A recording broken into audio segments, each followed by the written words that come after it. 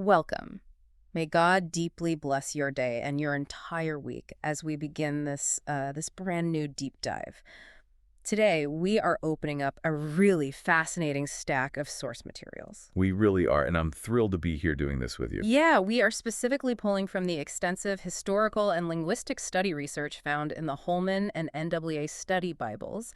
And for you listening, we're focusing squarely on Genesis chapter 17 today. Which is such a privilege to dig into because this specific chapter is, well, it's one of those texts that sits right at the bedrock of history. It is incredibly rich. But it's also a narrative that we tend to just skim over. Right, absolutely. We skim over it because we think we already know the plot. Yeah. But when you actually sit down and look at the historical context, the ancient linguistic nuances, it completely shifts your perspective on what is actually happening. And that is exactly our mission today. We are not just going to read an ancient text and move on. We want to decode a truly pivotal moment. We're unpacking a chapter that features biology-defying promises, dramatic identity changes, and an ancient, highly physical ritual that functions in a way most people never realize. Yeah, it's a profound social equalizer. Exactly. Which is a massive paradigm shift. But to really grasp this, we have to set the scene for you listening right now. We have to understand the sheer weight of time here. Time is the biggest factor in this setup. It is. Imagine this. It has been 13 long years of absolute silence. 13 years since the birth of Abram's son, Ishmael. Abram, as he is still called at this point, is now 99 years old, and his wife Sarai is 90. Let's just pause on that 13-year gap for a second, because it is crucial for understanding his mindset. In the ancient world, life expectancy was different, sure. But 99 years old is still 99 years old. Right, he's an old man. He is well past the point of anticipating new beginnings, especially when it comes to family and legacy. He has a teenage son in Ishmael. He has likely settled into his life, assuming the story has largely wrapped up. He's probably thinking, I've run my race. The promise God made me decades ago has been fulfilled as best as it's going to be. Precisely. He thinks his legacy is secured. And then, out of nowhere, that 13-year silence shatters. God appears. And he doesn't just offer a gentle, hey, how have you been? He comes with a massive, reality-altering declaration. Yeah, the very first thing that happens is God reintroduces himself to Abram using a highly specific name, El Shaddai. Okay, what does that actually mean to a guy living in the ancient Near East? Because we hear God, but a specific title carries specific weight, right? It does. While the precise ancient etymological origins of that name are actually debated among scholars, the consensus in our research materials is really clear. For over 2,000 years, it has been predominantly translated and understood as God Almighty. God Almighty. Right. And the timing of this specific introduction is incredibly deliberate. Because God is about to drop a massive bombshell on him. Exactly. Think about the physics of the situation for a moment. God is about to promise a biological child to a 99-year-old man and a 90-year-old woman. Which is impossible. Totally impossible. If you are going to make a promise that completely defies the laws of biology, physics, and human nature, you need to establish up front that you possess the sheer power to alter nature itself. So El Shaddai emphasizes that limitless power. Yes, overwhelming power. He is the God of the impossible, and he is letting Abram know that natural limitations just do not apply to this conversation. Okay, so God establishes this ultimate authority, but then he immediately issues a command that honestly sounds a bit terrifying. He tells Abram, walk before me and be blameless, or depending on your translation, be perfect. Right. Hold on, perfect. How is that even possible for a guy who, let's be honest, has made some pretty documented serious mistakes by this point in the narrative? Does God expect flawless human behavior here? That is the exact question you should be asking when you read that verse. If we look at the original Hebrew word used there, it's tamim. Now, what is brilliant about tamim is how it's used elsewhere in the text. How so? It is the exact same word that is used later to describe the unblemished animals that are required for sacrifice. So it implies something without physical defect. But how does that apply to a flawed human being? Well, in a human context, tamim doesn't mean sinless, flawless perfection where you never make a mistake. It means complete, unfractured integrity. Integrity. Yes, wholehearted devotion. God is essentially saying, live your life in my presence with undivided loyalty. Bring your whole self to this covenant, holding nothing back. That's a huge distinction. It is. The scholarship draws a parallel to Enoch and Noah, who were also described as walking faithfully with God. It's about a direction of the heart, not a flawless track record. That makes a lot more sense. And there's another layer to this command that absolutely stopped me in my tracks when I was going through the source material. Oh, the exceedingly fruitful command. Yes. God commands Abram to be exceedingly fruitful. Now, wait a minute. Be fruitful. Isn't that the exact phrasing from the Garden of Eden? It is verbatim, and it is a monumental detail. When God tells Abram he will make him exceedingly fruitful, it is a direct, undeniable echo of the mandate given to humanity at the very beginning of creation. And then again to Noah immediately after the flood. Exactly. So why is he repeating a global creation mandate to one 99-year-old nomad in the desert? Because God is positioning Abram as a new Adam. The new Adam. Yes.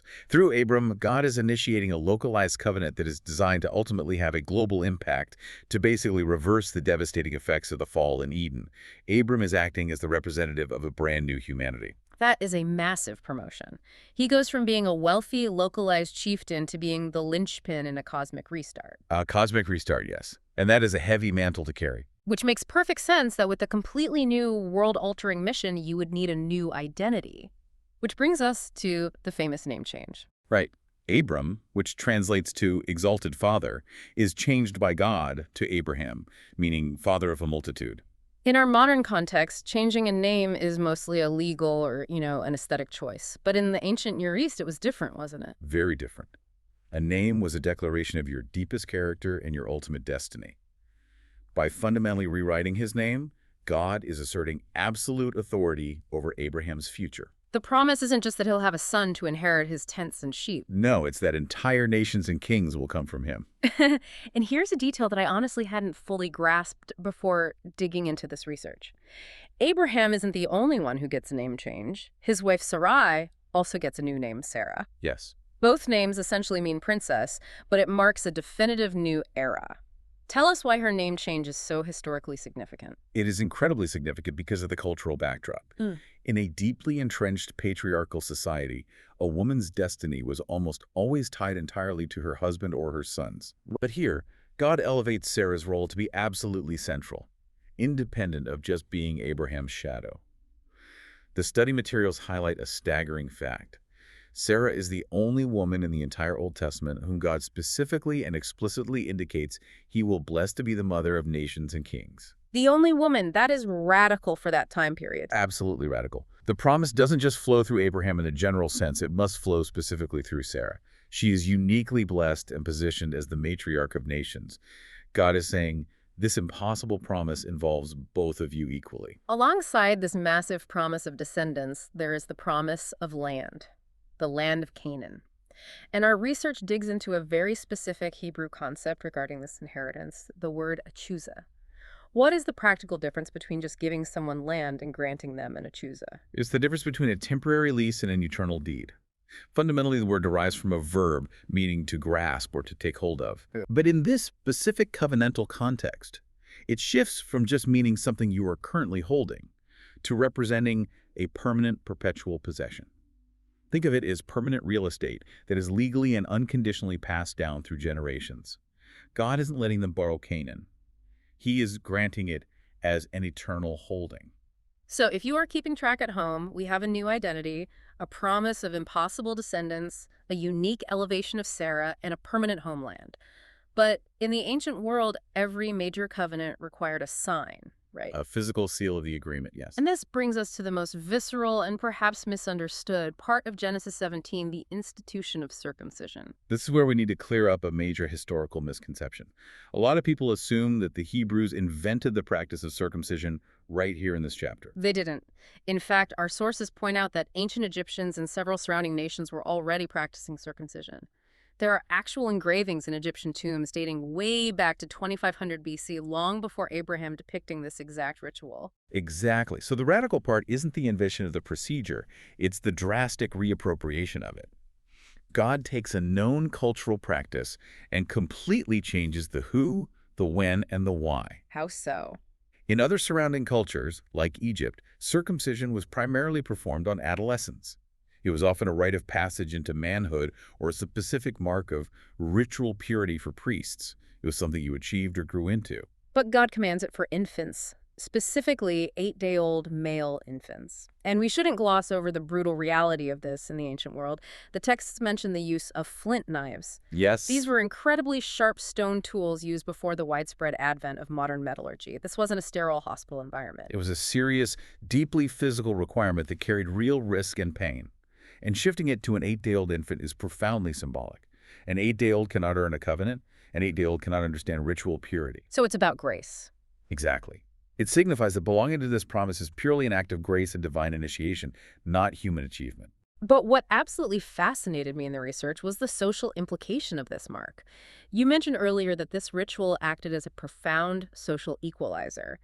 Break down how this functioned within the hierarchy of Abraham's household. You have to picture ancient Near Eastern society. It was rigidly, brutally stratified. You had wealthy masters at the top, you had biological heirs, further down you had hired servants, and at the very bottom you had slaves who were bought with money from foreigners. Huge divides. Impassable concrete walls between these social classes.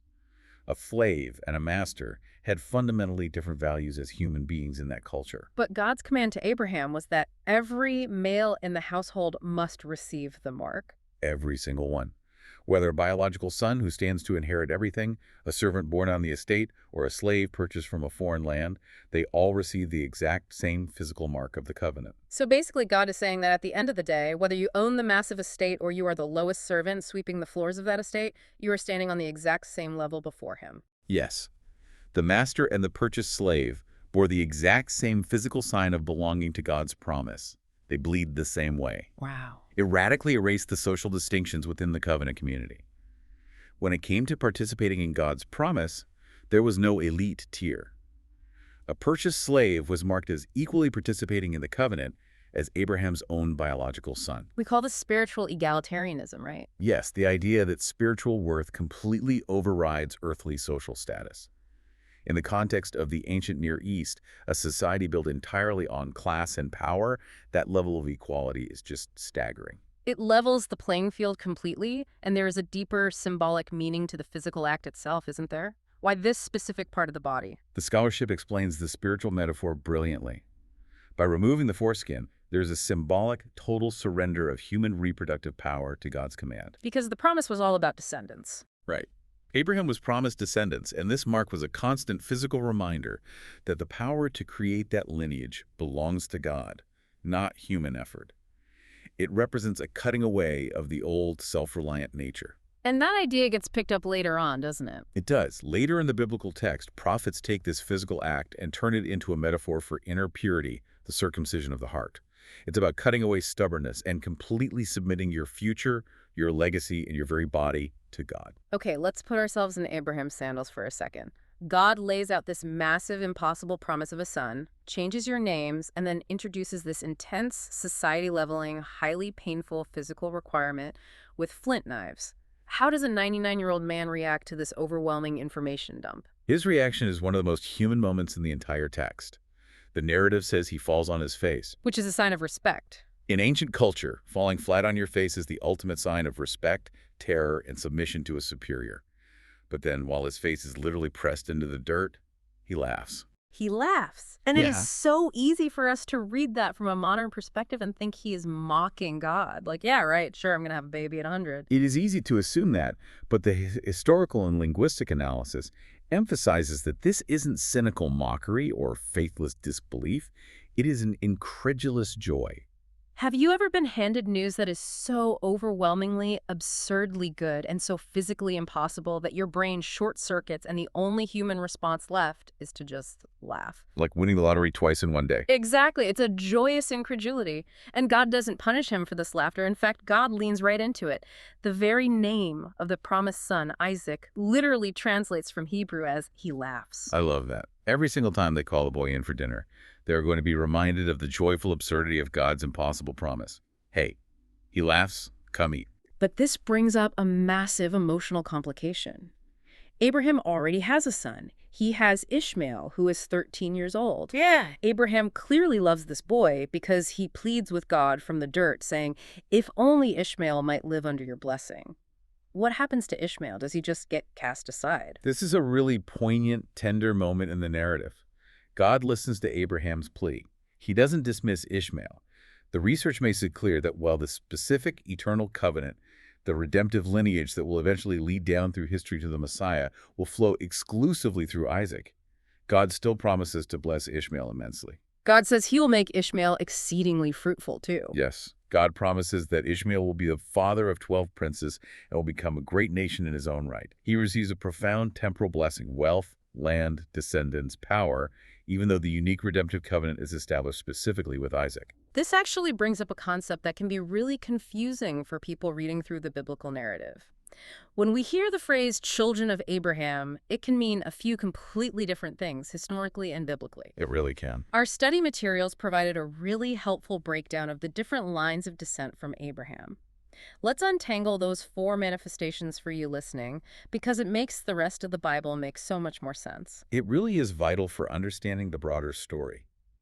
The first category scholars identify is the biological or natural descent. Meaning anyone who shares his DNA. Correct. This includes all of Abraham's literal biological offspring who are not part of the specific covenant line.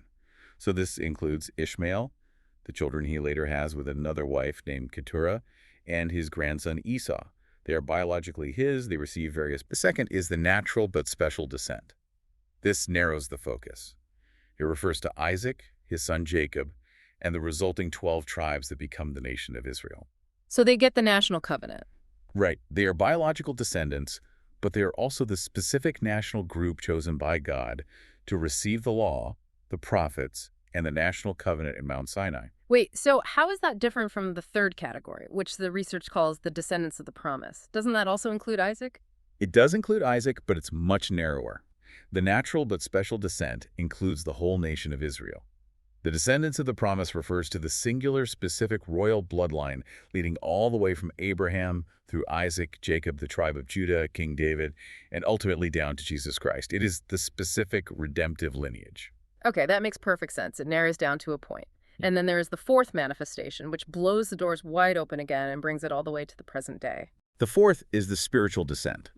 According to the New Testament writers who reflect back on Genesis 17, this category includes all people throughout history, whether they're ethnically Jewish or Gentile, who believe in the Messiah.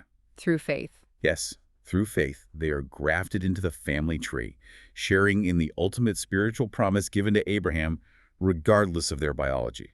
So we've walked through this massive revelation, the physics-defying promise, the new identities, the laughter, the promises sorted out between Isaac and Ishmael, and the profound social equalizer of circumcision. How does this epic chapter actually close? It closes with one of the most astounding displays of action in the entire ancient text. The obedience. It is so immediate. Think about what we do when we are asked to make a massive, painful life change. We form a committee. Right, we make a pros and cons list. We say, let me sleep on this and we'll start next week. Abraham doesn't do any of that. The text is explicitly clear that very same day. At 99 years old, having just received this overwhelming, bizarre revelation, Abraham circumcises himself. He circumcises his 13-year-old son, Ishmael. And he circumcises every single male in his massive household. We really have to appreciate the sheer logistical undertaking of that. Abraham was incredibly wealthy. Decades earlier in the story, he had 318 trained fighting men in his household, plus servants and slaves. We are talking about hundreds of grown men. In one day. With flint knives. In the desert heat. It's not just painful, it makes his entire camp physically vulnerable for days. It is a massive military risk. And that highlights what we discussed at the very beginning of our deep dive. God commanded him to walk Tomim with complete integrity and wholehearted devotion. This immediate, unquestioning obedience, especially regarding a command that was excruciatingly painful, deeply personal, socially radical, and physically dangerous, is the ultimate proof of Abraham walking in that integrity. He just went all in. He didn't hesitate. He trusted the God of the impossible entirely with his safety, his legacy, and his body. As we bring this all together for you listening, it is wild to step back and look at the sheer weight of Genesis 17. Think about what it means to be handed a promise that completely defies all natural logic. Abraham was 99. Sarah was 90. The world, biology, and common sense told them their story was effectively over. But El Shaddai showed up and said, we are just getting It started. requires immense, almost irrational courage to accept that kind of promise. It takes courage to radically change your identity, your name, and your daily habits in a single afternoon based purely on a word from God. It really does. It challenges us to look at our own lives. Where might we be settling for the natural or the logical when we are being invited into a story that is far bigger than what we can accomplish on our own? And I want to leave you with a final thought to mull over as you go about your week, building on the history we covered today. We spent time unpacking how the physical mark in Genesis 17 was a profound social equalizer. It was an ancient practice that completely leveled the hierarchy between wealthy masters and purchased slaves. Erasing the class lines. Right, making them absolute equals in a shared promise. So here is the question for us today. In our modern, highly fractured world, where we are constantly divided by class, wealth, status, and background, what kind of shared commitments or marks of community are we missing? What could we practice today that would radically unite people across our deepest social divides, making us equals in a shared human promise? Wow. That is an incredibly powerful question to carry with you. Thank you for joining us on this deep dive. May God bless all listeners. We'll see you next time.